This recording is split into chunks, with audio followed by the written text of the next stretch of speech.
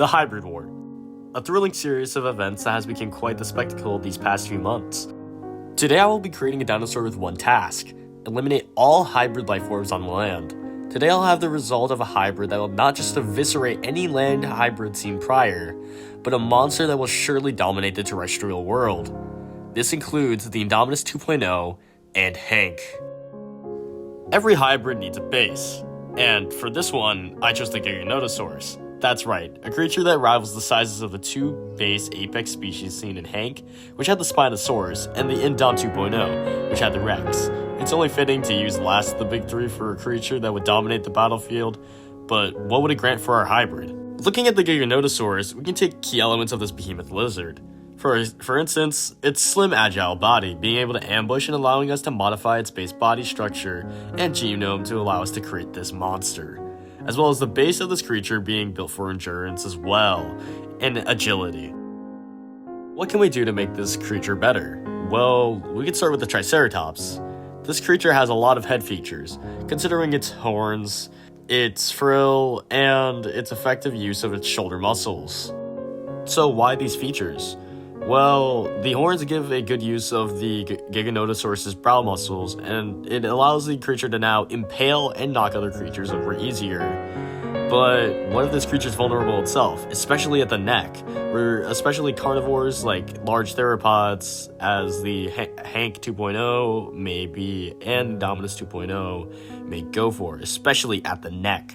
Well, that's what the Triceratops frill will be there for, protecting the creature's neck and other coverages that the frill can protect. And taking the beak from the skull will also increase bite effectiveness, and make this an even more lethal predator. Lastly, the Ceratops' shoulder muscles, enhancing the bulk to this creature, and for a future topic that we'll discuss in just a bit. Now, the Giganotosaurus is great for slicing teeth and all, but what if we could take this a step further? This is where our friend the southern short-tailed shrew comes in, a creature that is not just a 2-in-1 package, but 3. This shrew has teeth like none other, bone-crushing, complementing the skull of this genetic hybrid, and let's not forget this animal's unique trait: its venomous neurotoxins and hematoxins, which can cause paralysis and other cases like hemorrhaging for the unfortunate soul that encounters this monster. Now, what about this creature's arms and legs, like its limbs, hind legs, claws, forelimbs, and, well, we'll even be talking about intelligence in this section. To start, we have the green iguana, which may be confusing at first, but trust me, this hybrid will help way more than you may think. The green iguana can grapple, make powerful movements to break free from impending danger, and inheriting these reptiles' long claws enhances grappling capabilities. They also may have insane agility, being able to make sharp turns while sprinting with powerful hind legs and even able to leap. So remember how I was talking about the Triceratops' shoulder muscles? Well, this is the part where we use it. Gorillas. Yes, we're going to add gorilla DNA into this creature, which also covers something else I was talking about before: intelligence. These creatures have high levels of intelligence, also known for their upper body strength, and especially in their forelimbs, which are key to ensuring that we maintain a quadrupedal stance.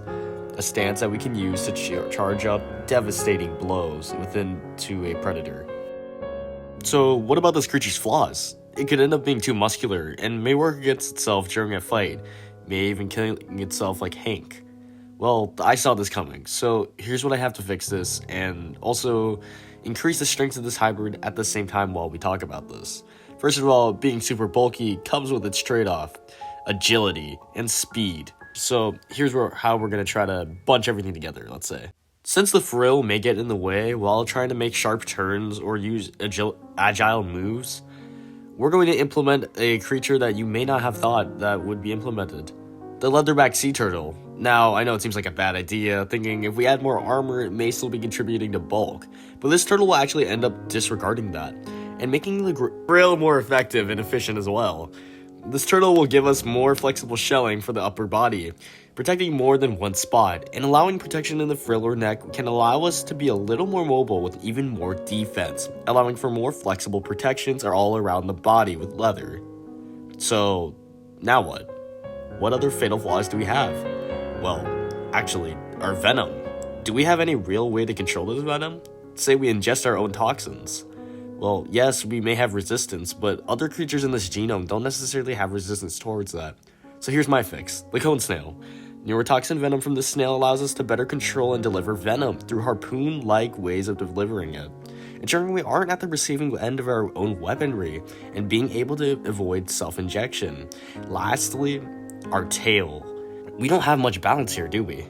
Sure, we could take the long tail of the iguana, but what can complement that?